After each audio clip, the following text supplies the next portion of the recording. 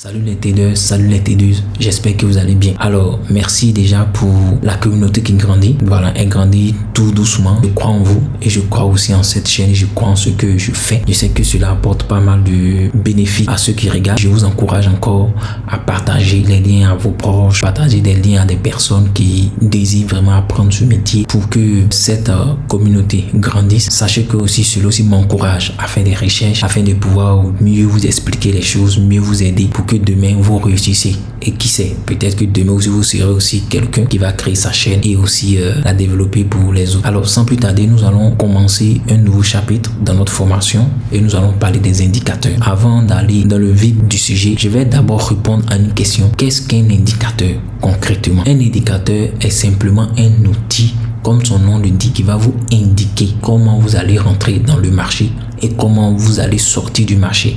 Et aussi, elle va vous montrer le mouvement du marché. Ok, si le marché a un fort mouvement ou bien un mouvement faible. Parfois, qu'elle va vous indiquer aussi quelle direction le marché ou bien si vous voulez les graphiques prennent. Raison pour laquelle nous distinguons deux types d'indicateurs. On a les indicateurs de tendance et puis les indicateurs de momentum. Dans les indicateurs de tendance, ce sont ces indicateurs-là qui vont vous donner la direction du marché. Si le marché a une tendance haussière, une tendance baissière, une tendance neutre. Et puis les indicateurs de momentum, c'est-à-dire des indicateurs qui vont se baser sur le mouvement du marché. Pour revenir sur le premier indicateur, il y a une chose que j'aimerais mentionner. L'indicateur de tendance, il fonctionne sur le même principe que la théorie de dos. Si vous vous rappelez très bien, dans le premier chapitre et dans les premières leçons, nous avons appris à connaître la tendance d'un marché. C'est-à-dire à quel moment le marché il est haussier, à quel moment le marché il est baissier et à quel moment le marché il est neutre.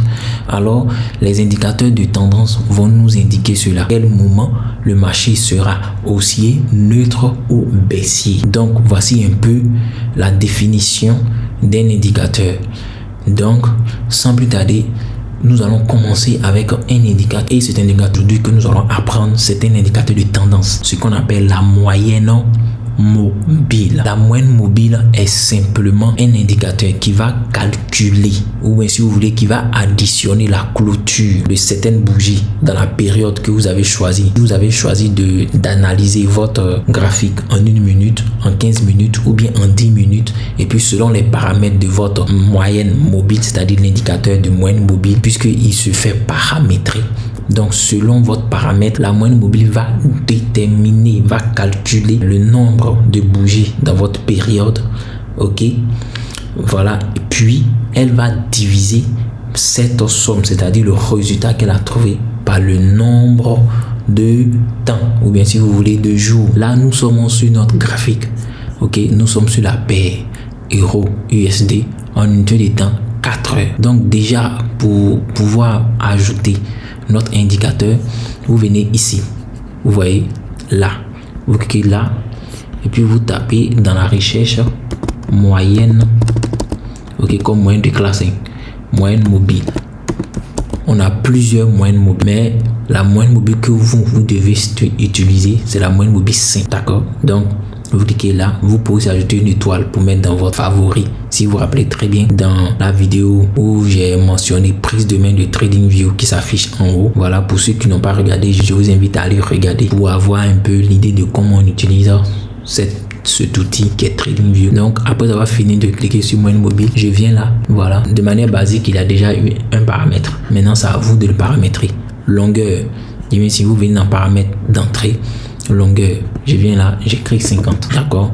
Donc quand j'écris 50, je peux changer là de couleur, vous voyez le style, donc je peux ajouter la couleur que je veux. Voilà, moi je prends le bleu que je veux que ma moyenne mobile est, voilà. Donc moi je choisis celle-là pour que vous voyez le mieux. Non, je vais prendre celle-là, voilà, elle est bien grosse et j'appuie sur d'accord. Donc vous voyez ma moyenne mobile est là. Ok, donc c'est ma moyenne mobile 50. Donc comme j'ai dit dans la définition, la moyenne mobile va me calculer les 50 dernières bougies sur notre période, c'est-à-dire sur les 4 heures. Pendant que le temps est de 4 heures, donc ma bougie va faire les 50 dernières bougies. Ça, ce sont les dates, c'est-à-dire de 8 au 15. Donc pendant les 4 heures, je calcule, je prends ma règle. Ma règle va calculer pour moi. Je la mets ici et puis je compte. Regardez au niveau où c'est écrit bas, vous voyez ça commence à ça augmente 28, 27, donc je m'arrête à 50. Voilà, quand je m'arrête à 50 ici, c'est-à-dire, si vous voulez, c'est-à-dire là, de là à là, c'est-à-dire vous avez bien vu, c'est par là on a commencé, on arrive ici. Je reprends pour que ça soit clair dans la tête de tout le monde. Voilà, vous voyez, non, 50 barres. Donc ici, voilà, c'est 50 barres, ça veut dire 50 bougies. Voici la moyenne, ça dit 50 bougies sur combien de jours? 12 jours, 8 heures. Donc comme j'avais donné la définition, elle va calculer le nombre de bougies en fonction des paramètres de votre moyenne mobile, le total divisé par le nombre de jours. Donc ça veut dire 50 divisé par 12 jours, 8 heures. Donc lorsqu'elle calcule ça, elle va donner un résultat. Ok, donc c'est ça qu'on appelle la moyenne mobile. Mais cette définition là, elle va pas vraiment nous servir dans notre analyse. Ce qui va nous aider dans notre analyse, c'est comment rentrer en position et comment sortir. Ok, dans cette vidéo, il n'est pas question de vous montrer la stratégie. Il est juste question de vous expliquer qu'est-ce que la moyenne mobile. Ok, il aura le chapitre des stratégies. C'est dans cette stratégie là que je vais vous montrer comment rentrer en position lorsqu'on utilise un indicateur moyenne mobile simple, ok, puisqu'il y a plusieurs moyennes mobiles. Donc vous voyez, donc arrivé ici encore, le même indicateur va reprendre son cours, puisque c'était ce qui était 50, il va commencer à là, sur cette bougie là, compter encore 50, voilà, compter encore 50, et s'arrêter ici. Je prends encore mon outil, je le mets ici, donc c'est-à-dire de là à là, elle a compté encore 50, je prends encore, elle va commencer ici, je vais jusqu'à 50.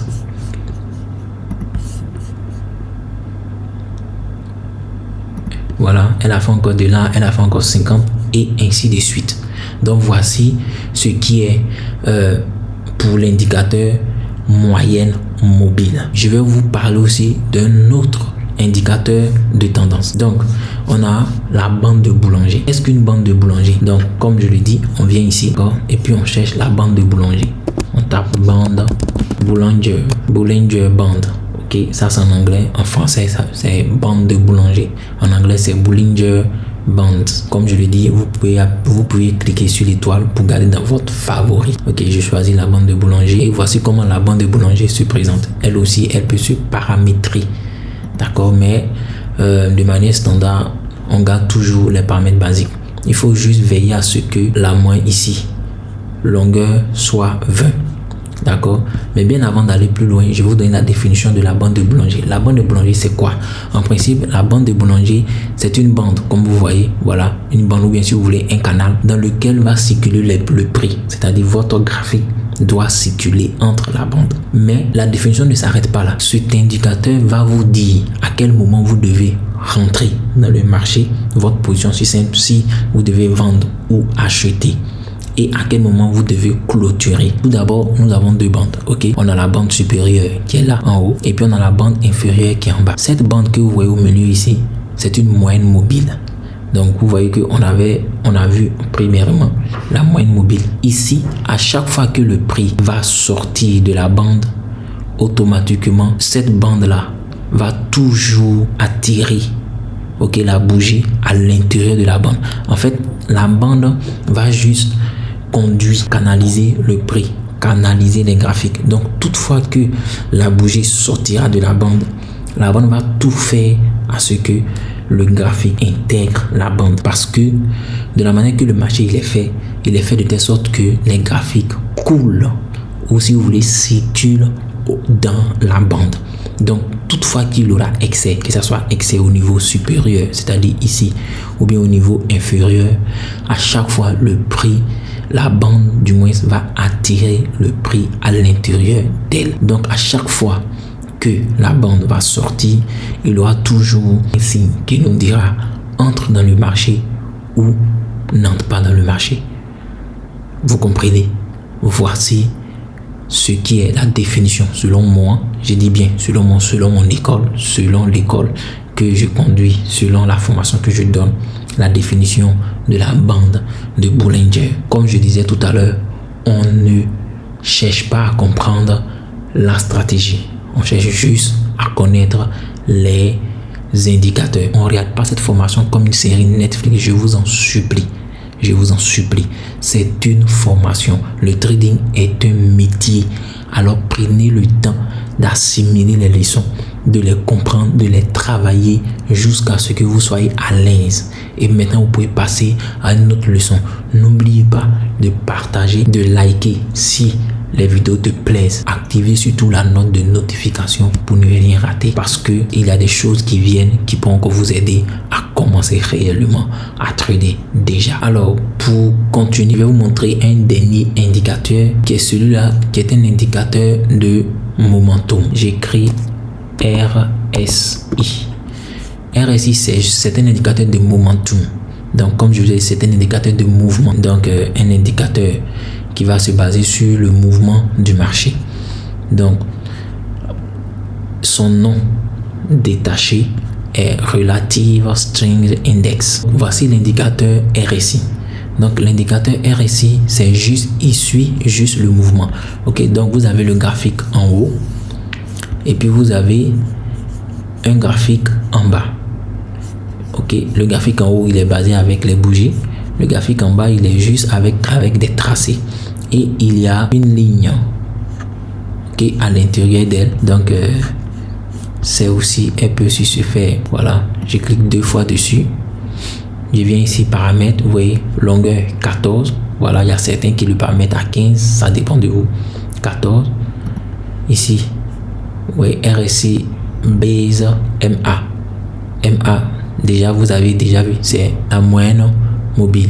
Ok, les deux bandes, ici, ce sont juste les bandes de Bollinger. Bande supérieure, bande inférieure. Donc ici, je peux la mettre en rouge pour que vous puissiez bien la voir. Vous voyez, la ligne qui est au milieu.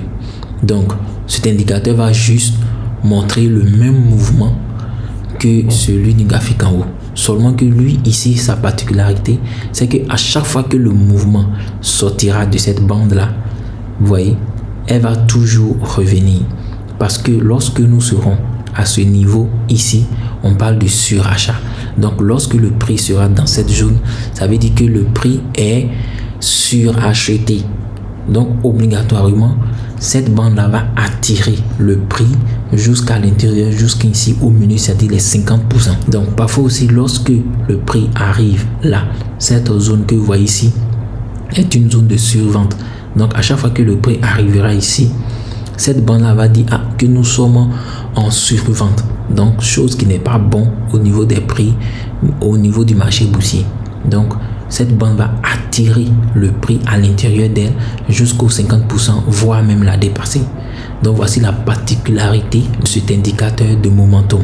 Donc, cet indicateur se base sur les mouvements. Donc, voici un peu pour aujourd'hui les indicateurs. Donc, nous avons vu 2 indicateurs de tendance, la moyenne mobile, la bande de Bollinger. Il y en a d'autres et nous avons vu un indicateur de momentum, c'est-à-dire un indicateur qui se base sur le mouvement du marché. Alors, je vous dis à très bientôt, car la prochaine fois, nous allons maintenant détailler les indicateurs. Nous allons choisir certains indicateurs et je vais vous montrer en même temps comment nous devons entrer sur le marché, où placer notre stop loss et où placer notre take profit pour que cela vous aide dans votre analyse et dans votre travail de trading. N'oubliez pas, abonnez-vous, partagez, activez la notification et je vous dis ciao pour la prochaine leçon.